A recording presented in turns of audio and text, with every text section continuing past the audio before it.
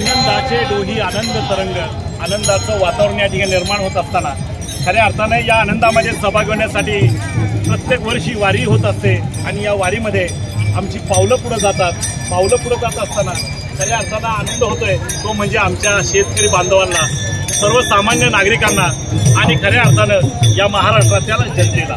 याबरोबर चालत असताना वडीलधारी मंडळी तर चालत आहेत, पण या वारीचं वैशिष्ट्य मी आवर्जून नमूद करेल की या वारीमध्ये या वर्षी तरुणाई देखील या ठिकाणी आपला योगदान देत आहेत. त्यामधीलच आमची एक ताई या ठिकाणी सहभागी झालेली आहे. ताई, मला तुझं नाव सांग. बरं, तुला यामध्ये सामील व्हावं असं का वाटलं?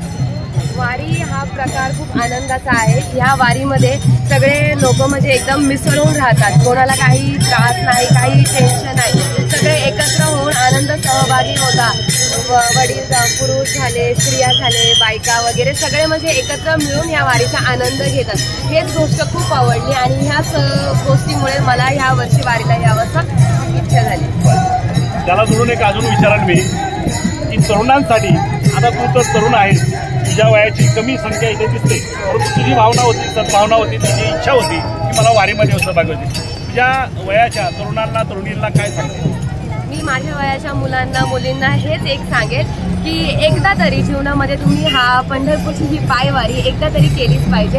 ह्या वारीमुळे आपल्याला खूप साऱ्या गोष्टी शिकायला मिळतात, आनंद कसा मिळवायचा ह्या गोष्टी आपल्याला कळतात.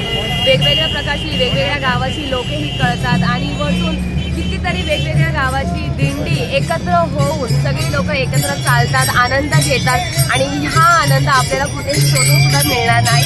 म्हणून मी कृपया विनंती करते की माझ्या वयाच्या सगळ्या तरुणांनी एकदा तरी पंढरपूरची वारी नक्कीच करावी.